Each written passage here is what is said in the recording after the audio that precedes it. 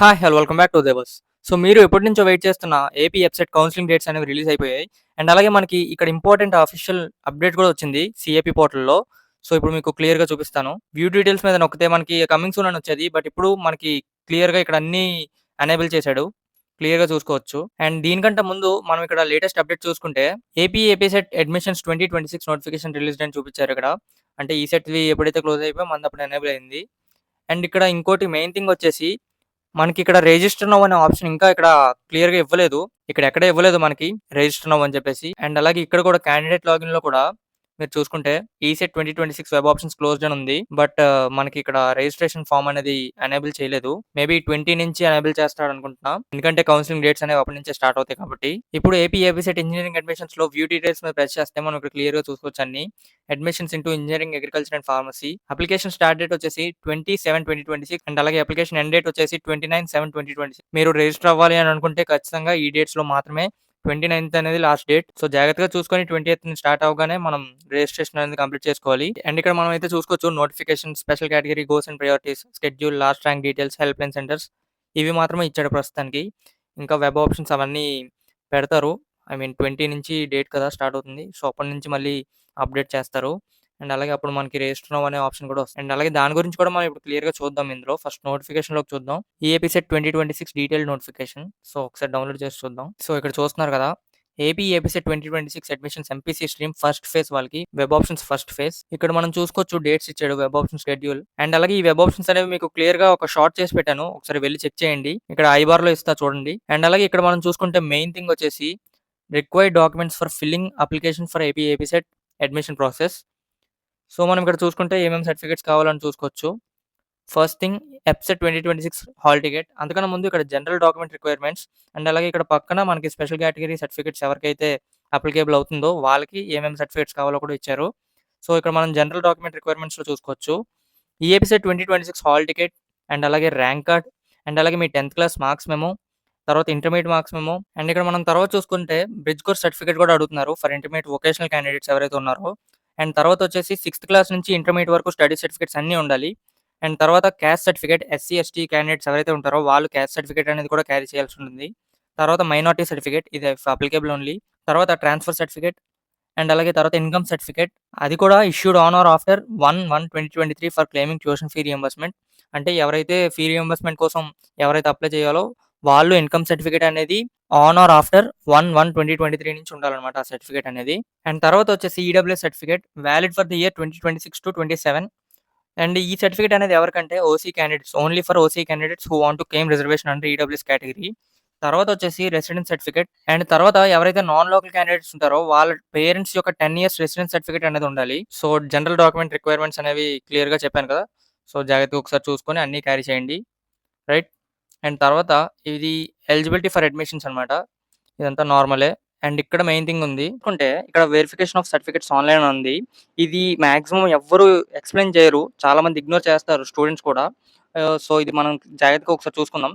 And ఇక్కడ verification of సర్టిఫికేట్స్‌లో 4 cases ఉంటాయి. అంటే ఇక్కడ దేనికంటే first of all help line centre ఎవరైతే విజిట్ చేయాలో వాళ్ళ కోసం ఈ 4 కేసెస్ ఉన్నాయి. ఎవరు విజిట్ చేయాలి, ఎవరు విజిట్ చేయకూడదని చెప్పేసి ఇక్కడ మనకి 4 కేసెస్‌లో క్లియర్‌గా ఎక్స్‌ప్లెయిన్ చేశారు. సో, ఆ 4 కేసెస్ ఏంటో చూద్దాం. First of all candidates whose certificates are verified online and eligible for web options but no change required in the data. అంటే వీళ్ళు సర్టిఫికేట్స్ అనేవి ఆన్‌లైన్‌లో వెరిఫై అయిపోయాయి. అండ్ అలాగే వెబ్ ఆప్షన్స్ కూడా వాళ్ళు ఎలిజిబుల్. వాళ్ళకి ఏం చేంజెస్ అవసరం లేదు అని అనుకుంటే వాళ్ళు సబ్మిట్ చేసిన డాక్యుమెంట్స్‌లో వాళ్ళకి ఏం చేంజెస్ అవసరం లేదు అని అనుకుంటే వాళ్ళు హెల్ప్ లైన్ సెంటర్ దగ్గరికి వెళ్ళాల్సిన అవసరం ఏమీ లేదు. వాళ్ళకి డైరెక్ట్ అన్నీ జరిగిపోతుంటాయి. అండ్ ఇక్కడ కేస్ 2 వచ్చేసి candidates whose certificates are verified online through web services and eligible for web options. అంటే ఇక్కడ ఎవరి సర్టిఫికేట్స్ అయితే ఆన్‌లైన్‌లో వెరిఫై అయిపోయాయి. అండ్ అలాగే వాళ్ళు వెబ్ ఆప్షన్స్ పెట్టుకోవడానికి కూడా ఎలిజిబులే. కానీ వాళ్ళు సబ్మిట్ చేసిన డాక్యుమెంట్స్‌లో వాళ్ళకేమైనా చేంజెస్ చేయాలని అనుకుంటే వాళ్ళు హెల్ప్ లైన్ సెంటర్ దగ్గరికి వెళ్ళాలి. వాళ్ళు పర్టిక్యులర్ హెల్ప్ లైన్ సెంటర్ దగ్గరికి వెళ్లి వాళ్ళకి దగ్గరలో ఉన్న హెచ్ఎల్‌సీకి వెళ్లి అండ్ ఇక్కడ వాళ్ళు ఏమేమి తీసుకొని వెళ్ళాలంటే అన్ని ఒరిజినల్ సర్టిఫికేట్స్ అనేవి తీసుకొని వెళ్ళాలి. 3 సెట్స్ ఆఫ్ జెరాక్స్ కాపీస్ అనేవి తీసుకెళ్ళాలి. తీసుకొని వెళ్తే ప్రాసెస్ అంతా వాళ్ళు చెప్తారు అక్కడ క్లియర్‌గా. వాళ్ళు వన్స్ వెళ్లి హెల్ప్ లైన్ సెంటర్ దగ్గరికి వెళ్లి వాళ్ళ సర్టిఫికేట్స్ అన్ని వెరిఫై చేపించుకొని ఆ తర్వాత మళ్ళీ వాళ్ళు ఎలిజిబులా కాదా అని చెప్పేసి స్టేటస్ చెక్ చేసుకోవాలి క్యాండిడేట్ లాగిన్ ద్వారా. ఇందాకల మీకు చూపించాను కదా! సో, అక్కడ వాళ్ళు వెళ్లి చెక్ చేసుకోవాలి. If they are eligible they can proceed for exercising their options as per the schedule.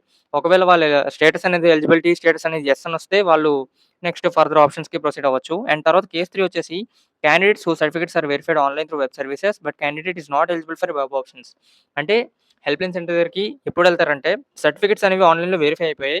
But eligible status అనేది నో అని వచ్చింది. సో, అప్పుడు మీరు హెల్ప్‌లైన్ సెంటర్ దగ్గరికి వెళ్ళాల్సి ఉంటుంది. మీరు ఏమేమి తీసుకొని వెళ్ళాలంటే అన్ని original certificates 2 sets of xerox copies సరిపోతుంది. అండ్ ఆఫ్టర్ ద వెరిఫికేషన్ అక్కడ ఆఫీసర్స్ అనేవాళ్ళు వెరిఫై చేసిన తర్వాత మీరు క్యాండిడేట్ లాగిన్ ద్వారా మీరు చెక్ చేసుకుంటే అక్కడ మీకు ఎలిజిబిలిటీ స్టేటస్ అనేది కనిపిస్తుంది. సో, మీకు యెస్ అని వస్తే తర్వాత ప్రాసెస్‌తో ప్రొసీడ్ అవ్వచ్చు. అండ్ అలాగే ఇక్కడ కేస్ 4 వచ్చేసి జాగ్రత్తగా వినండి. ఇది ఎవరికంటే స్పెషల్ కేటగిరీ క్యాండిడేట్స్ ఎవరైతే ఉంటారో PWD, CAP, scouts and guides, NCC and sports and games వీళ్ళెవరైతే ఉంటారో వీళ్ళైతే ఖచ్చితంగా హెల్ప్‌లైన్ సెంటర్ దగ్గరికి వెళ్ళాల్సి ఉంటుంది. వీళ్ళ డేటా అనేది ఆన్‌లైన్‌లో వెరిఫై అయినా సరే, వాళ్ళు ఎలిజిబుల్ అయినా సరే, ఎలిజిబుల్ అవ్వకపోయినా సరే ఖచ్చితంగా హెల్ప్‌లైన్ సెంటర్ దగ్గరికి వెళ్లి సర్టిఫికేట్స్ అన్ని వెరిఫై చేపించుకోవాల్సి ఉంటుంది. సో, ఇక్కడ మనం చూసుకోవచ్చు నోట్ అని చెప్పేసి మనకి special category verification is not done online అని చెప్పేసి ఇచ్చారు క్లియర్‌గా. Special category candidates must attend helpline centre for special category certificate verification at government polytechnic Vijayawada near Benz circle. Address కూడా క్లియర్‌గా మనకిచ్చారు. సో, వీళ్ళు ఖచ్చితంగా హెల్ప్‌లైన్ సెంటర్ దగ్గరికి వెళ్ళాలి. ఓకే. వాళ్ళకి ఎటువంటి ఛాన్స్ లేదు. వాళ్ళు ఖచ్చితంగా హెల్ప్‌లైన్ సెంటర్ దగ్గరికి వెళ్లి సర్టిఫికేట్స్ అన్ని వెరిఫై చేపించుకోవాలి. ఇప్పుడు మనకి కొత్త సిస్టమ్ వచ్చింది గదా!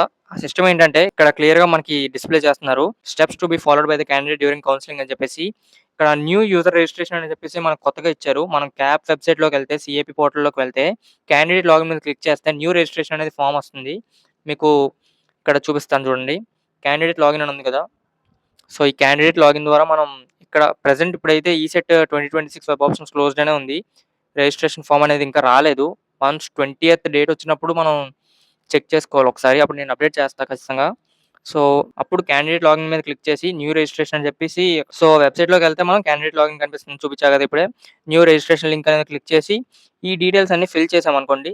మన ఫోను నంబర్ ఇస్తాం కదా! ఆ ఫోను నంబర్‌కి జనరేట్ ఓటీపీ అని చెప్పేస్తే మనకి ఓటీపీ వస్తుంది. అప్పుడు మనకి మన ఏదైతే ఫోను నంబర్ ఇచ్చామో ఆ నంబర్‌కి మన పాస్‌వర్డ్, యూజర్ నేమ్ అనేది వస్తాయి. అండ్ తర్వాతొచ్చేసి క్యాండిడేట్ లాగిన్‌లోకి వెళ్లి మీరు లాగిన్ అయితే మీకు పేమెంట్ ఆఫ్ ప్రాసెసింగ్ ఫీ అని ఉంటుంది. ఇక్కడ క్యాండిడేట్ లాగిన్ మీద క్లిక్ చేసి యూజర్ నేమ్, పాస్‌వర్డ్ ఏదైతే మన రిజిస్టర్డ్ మొబైల్ నంబర్‌కొచ్చిందో అది మనం దాంతో పాటు దాని హెల్ప్‌తోని లాగిన్ అయితే అక్కడ మనకు అన్ని డీటెయిల్స్ కూడా డిస్‌ప్లే చేస్తారు.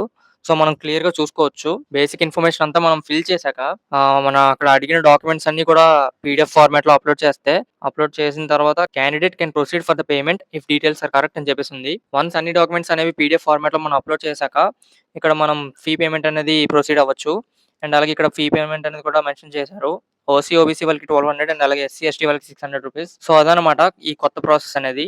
ఫస్ట్ ఆఫ్ ఆల్ రిజిస్ట్రేషన్ అవ్వాలి. రిజిస్ట్రేషన్ కంప్లీట్ చేసుకున్నాక మన క్యాండిడేట్ లాగిన్ అనేది ఎనేబుల్ అవుతుంది. ఆ యూజర్ నేమ్ అండ్ పాస్‌వర్డ్‌తో మనం లాగిన్ అయితే మనకి రిక్వైర్డ్ డాక్యుమెంట్స్ అన్నీ అడిగిన బేసిక్ ఇన్ఫర్మేషన్ అంతా ఫిల్ చేస్తే మనం పేమెంట్ అనేది కూడా కంప్లీట్ చేశాక వెబ్ ఆప్షన్స్ కోసం ఇంకా వెయిట్ చేయొచ్చు. అండ్ ఇక్కడ schedule for certificate verification for PWD, cap, NCC, scouts and guides, sports and games వీళ్ళకి డేట్స్ అనేవి ఇచ్చారనమాట. అంటే ఏ డేట్స్‌లో వెళ్లి సర్టిఫికేట్ వెరిఫికేషన్ అనేది చేపించుకోవాలి పర్టిక్యులర్ హెల్ప్‌లైన్ సెంటర్ దగ్గరికి వెళ్లి. అండ్ అలాగే ఇక్కడ మనకి ఇక్కడ మెన్షన్ చేశారు క్లియర్‌గా విజయవాడ అని చెప్పేసి. గవర్నమెంట్ పాలిటెక్నిక్ అక్కడికి మాత్రమే వెళ్ళాలి. రైట్. తర్వాత వెబ్ కౌన్సెలింగ్‌కి ఏమేమి సర్టిఫికేట్స్ కావాలనేది ఇక్కడ క్లియర్‌గా మెన్షన్ చేశారు. సో, స్క్రీన్‌షాట్ అయితే తీసుకోండి. సో, అదనమాట.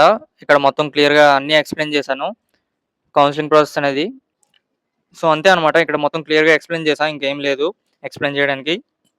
అన్నీ క్లియర్‌గా మొత్తం అన్నీ క్లియర్‌గా ఎక్స్‌ప్లెయిన్ చేశా కాబట్టి నెక్స్ట్ దానికి వెళ్దాం. తర్వాత special categories, goals and priorities అని ఉంది కదా! అంటే ఇక్కడ గోల్స్ అండ్ ప్రయారిటీస్ ఏంటంటే వాళ్ళు ఏమేమి సర్టిఫికేట్స్ తీసుకొని వెళ్ళాలి? వాళ్ళ ఇన్‌స్ట్రక్షన్ ఏంటి? వాళ్ళకి రూల్స్ అండ్ రెగ్యులేషన్స్ ఎలా ఉంటాయి?